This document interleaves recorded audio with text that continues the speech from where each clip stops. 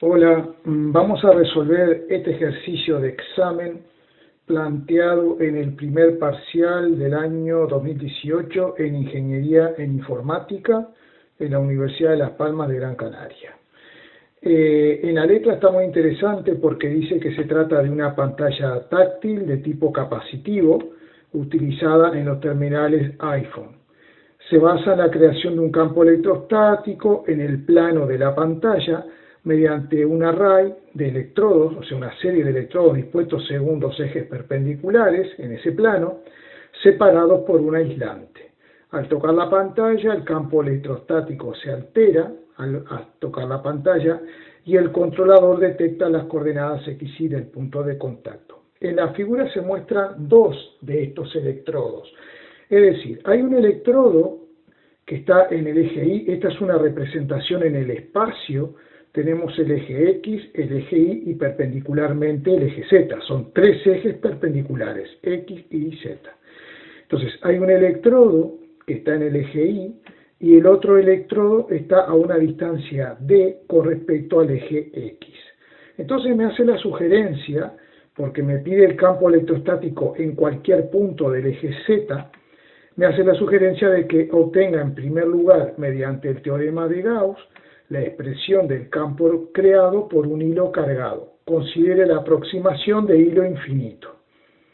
Y aplica a continuación el principio de superposición. El principio de superposición es que el campo en cualquier punto del eje Z será la suma vectorial de los campos creados por este electrodo y por este otro electrodo.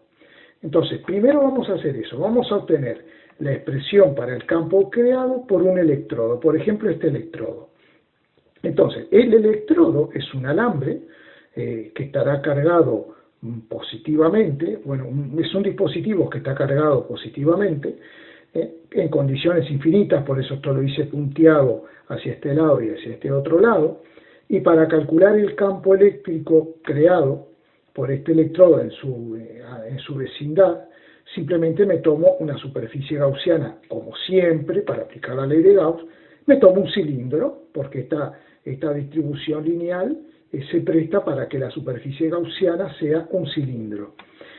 Si esto lo vemos desde aquí abajo, voy a ver la tapa esta del cilindro, el conductor lo voy a ver como un circulito y es simbolizado la carga positiva que tiene con un más.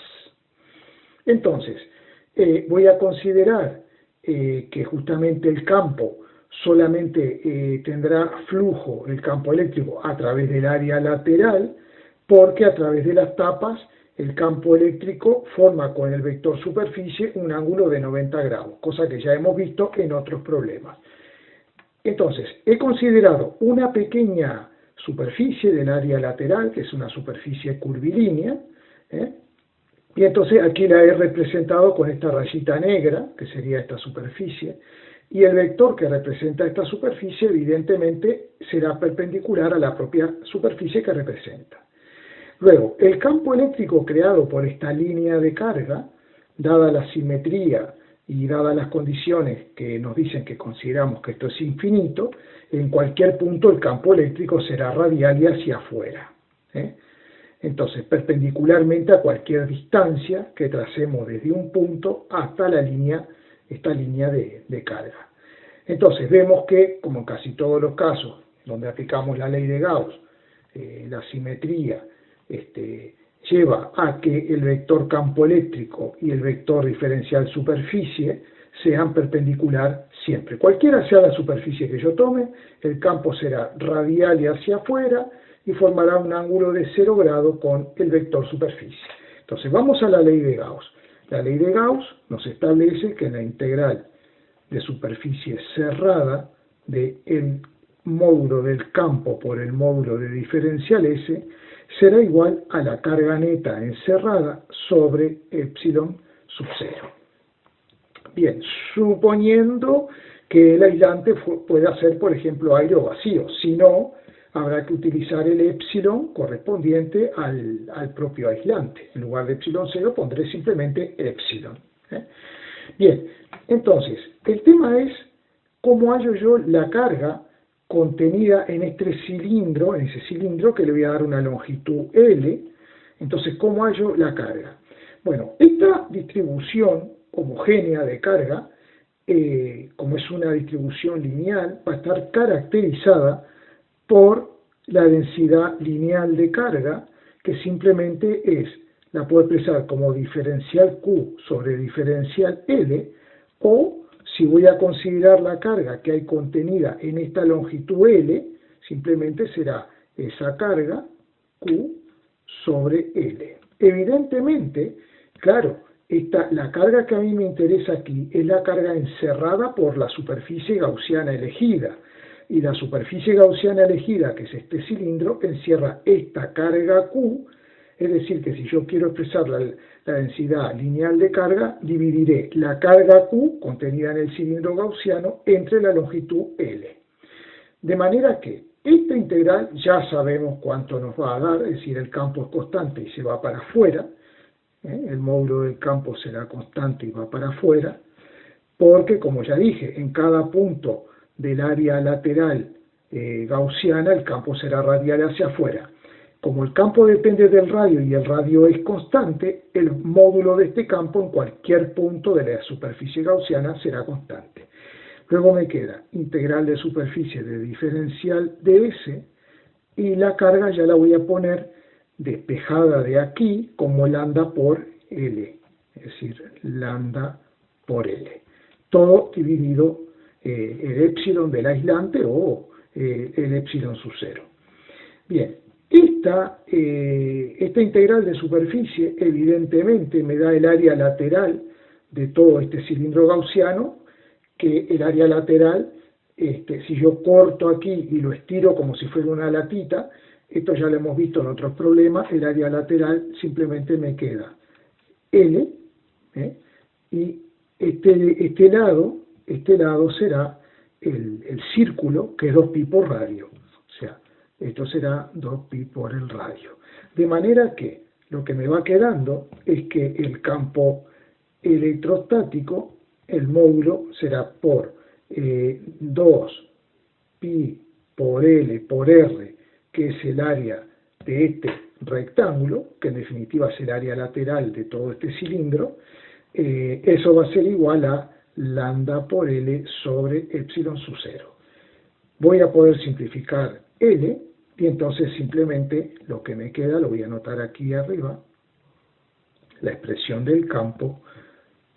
El campo eléctrico será, despejando de ahí, me queda lambda partido 2 por pi por épsilon sub 0 y por R. Voy a borrar ahora el cálculo de todo lo que hemos hecho. Y tenemos que notar que justamente este campo decrece linealmente con R, es decir, que a medida que yo me voy alejando de la línea de carga, el campo es inversamente proporcional a R. Si R aumenta el doble, el campo disminuirá a la mitad. Ahora vamos a hacer la parte que nos corresponde, la parte A, completarla, ¿no? Con esta información. Si yo quiero saber el campo total, entonces yo digo, bueno, tengo un electrodo que será perpendicularmente, porque esto lo estoy viendo pensando que el eje X atraviesa la pantalla perpendicularmente, para verlo más cómodamente, entonces me queda el eje Y así, y el eje Z me queda en el plano de la pantalla. Entonces, si quiero saber el campo en un punto P, este punto P respecto al origen de coordenada estará a una distancia que le llamo R sub P. Bien, entonces, como este electrodo se encuentra a una distancia D, voy a tener que este electrodo crea un campo que le llamo E1, y este otro electrodo creará un campo que le llamo E2. Ambos campos estarán a lo largo del eje Z, por lo que habíamos comentado antes, que el campo será perpendicular a la barra. Bien, entonces, he dibujado el campo 2 más pequeño que el campo 1, porque evidentemente esta barra se encuentra más alejada del punto P, y dijimos que el campo es inversamente proporcional a la distancia R.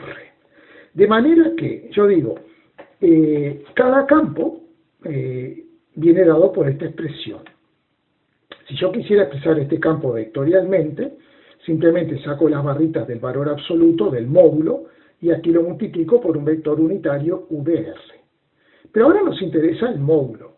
Entonces, el módulo del campo, en cualquier punto, el módulo del campo, vamos a cambiar de color para no poder hacerlo en color negro, el campo total en el punto P, en el eje Z, el módulo de ese campo será la suma de el campo 1 más el módulo del campo E2. Entonces, el campo en un punto P perteneciente al eje Z se vendrá dado por lambda sobre, vamos a ver el campo 1.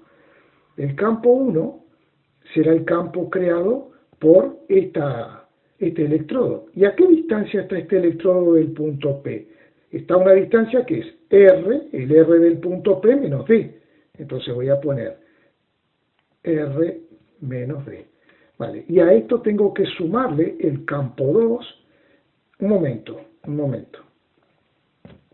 El campo es lambda sobre 2pi epsilon sub 0 y habíamos dicho que la distancia es R menos D. Ese es el campo 1. El campo 2 estará dado por lambda sobre 2pi epsilon sub 0 y este electrodo está a una distancia del punto P que es justamente R. Entonces lo pongo así por R. Vale. Y entonces esa es la expresión para el campo total en el eje Z. Si yo quisiera expresar esto en forma vectorial, es muy sencillo. Simplemente tendría que quitar las barras de valor absoluto, poner aquí un paréntesis y multiplicar por el versor unitario K, que es el que nos identifica al eje Z. Bien, ahora vamos a ver qué nos preguntaban en la parte B. En la parte B dice, obtenga la expresión del potencial sabiendo que a una distancia 2D del origen de coordenada el potencial vale V sub 0. Entonces vamos a ello. Vale, esta es la cuestión. Yo sé que a una distancia 2D en el eje Z el potencial vale V sub 0. Y quiero hallar el potencial. Yo sé que el campo total en cualquier punto P del eje Z viene dado por esta expresión. Por lo tanto, para calcular el potencial en cualquier punto, voy a escribir la forma en la cual calculamos la diferencia de potencial. La diferencia de potencial es menos la integral del módulo del campo multiplicado por dr. Este es un producto normal, no se trata de un producto escalar. Bien, ahora, porque ya se ha hecho toda la deducción para dejarlo así con anterioridad. Entonces, esta diferencia de potencial la voy a escribir como el potencial del punto P menos el potencial V sub 0, de manera que yo tendré que hacer la integral del módulo de E en el eje Z, ¿verdad? En el eje Z por dr, y tendré que integrar desde el potencial V sub 0 hasta el punto P, es decir, desde 2D hasta R sub P, que le llamo simplemente R. Entonces, esto implica resolver menos el campo en cualquier punto del eje Z viene dada por esta expresión. Entonces, como esto es constante, lo voy a poner fuera de la integral y me queda lambda sobre 2 por pi por epsilon sub 0, y esto lo voy a multiplicar todo por la integral del campo, que es, por lo que me queda, 1 sobre R más 1 sobre R menos D, todo esto por diferencial de R. No, bueno, vamos a poner lo que corresponde aquí, es poner un corchete, ¿verdad? Porque esto está multiplicando toda la integral, que la vamos a hacer como dijimos antes, entre 2D y R. Bien, entonces, la suma, la integral de una suma es la suma de las integrales. Y esta integral es muy sencilla, me da logaritmo de R, y esta me da logaritmo de R menos D. Por lo tanto, el potencial en el punto P será V sub 0, que ya lo transpongo al segundo miembro, y le sumo menos lambda sobre 2pi epsilon sub 0, y todo esto va a estar multiplicado por el resultado de la integral que se da. Logaritmo neperiano de R sobre 2D más el logaritmo neperiano de R, y cuando yo sustituya 2D por aquí, me va a quedar 2D menos D, me va a quedar simplemente D. ¿Vale? Entonces, esa es la expresión para el potencial electrostático en cualquier punto del eje Z. Bueno, espero que les haya servido mucho, y lo que les digo siempre, o sea, no les cuesta nada darle like, suscribirse y compartir el vídeo con los compañeros. Gracias.